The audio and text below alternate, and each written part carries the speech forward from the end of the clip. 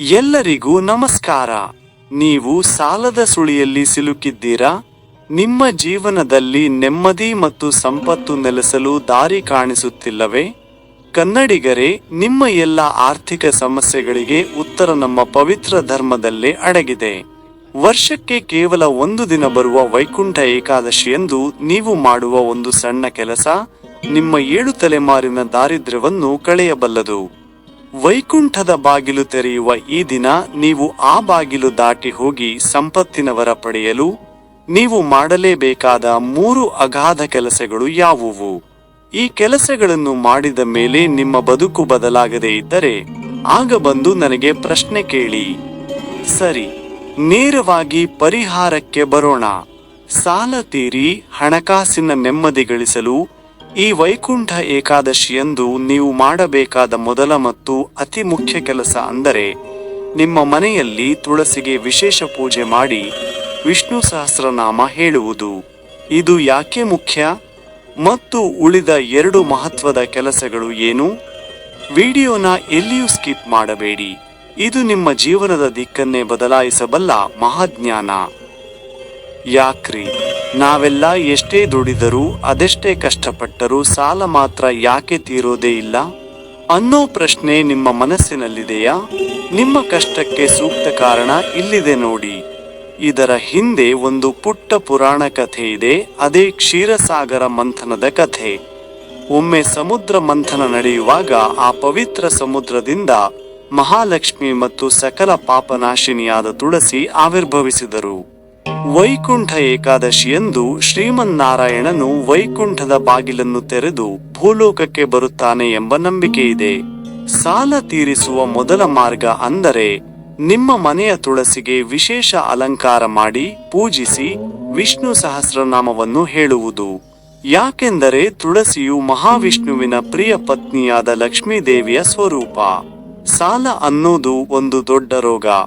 ವೈಕುಂಠ ಏಕಾದಶಿಯಂದು ನೀವು ತುಳಸಿಗೆ ಪೂಜೆ ಸಲ್ಲಿಸಿ ವಿಷ್ಣುವಿನ ಸಹಸ್ರನಾಮ ಹೇಳುವ ಮೂಲಕ ನೀವು ಲಕ್ಷ್ಮೀನಾರಾಯಣರಿಬ್ಬರ ಕೃಪೆಯನ್ನು ಏಕಕಾಲದಲ್ಲಿ ಪಡೆಯುತ್ತೀರಾ.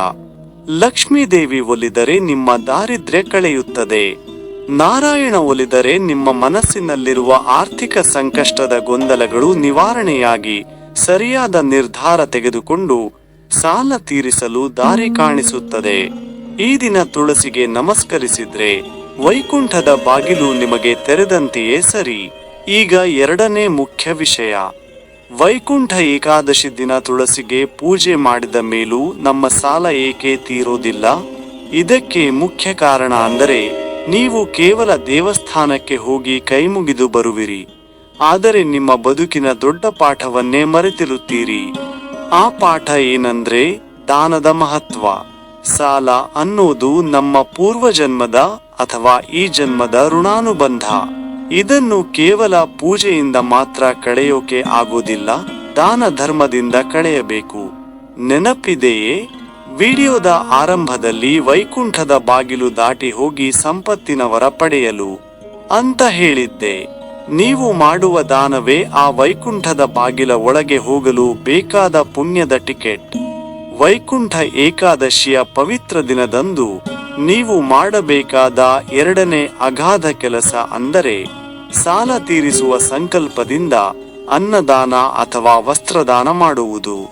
ಈ ದಿನ ನೀವು ನಿಮ್ಮಿಂದಾಗುವಷ್ಟು ಅಕ್ಕಿ, ಬೇಳೆ ಅಥವಾ ಒಂದು ವಸ್ತ್ರವನ್ನು ಶಾಲಾ ಮಕ್ಕಳಿಗೆ ಅಥವಾ ಅನಾಥಾಶ್ರಮಕ್ಕೆ ನೀಡಿ. ಯಾಕಂದ್ರೆ ದಾನ ನೀಡುವಾಗ ನೀವು ಈ ದಾನದಿಂದಾಗಿ ನನ್ನ ಸಾಲದ ಭಾರ ಕಳೆದು ಶ್ರೀಹರಿಯ ಆಶೀರ್ವಾದ ನನ್ನ ಮೇಲೆ ಇರಲಿ ಎಂದು ಮನಸ್ಸಿನಲ್ಲಿ ಸಂಕಲ್ಪ ಮಾಡಬೇಕು. ದಾನ ಧರ್ಮದ ಮೂಲಕ ನಿಮ್ಮ ಪಾಪ ಕರ್ಮ ಕಳೆದು ಸಂಪತ್ತು ಮತ್ತು ನೆಮ್ಮದಿ ನಿಮ್ಮ ಮನೆಯಲ್ಲಿ ನೆಲೆಸುತ್ತದೆ. ನಿಮ್ಮನ್ನು ಸಾಲದಿಂದ ಕಾಪಾಡುವ ಶಕ್ತಿ ಈ ದಾನಕ್ಕಿದೆ.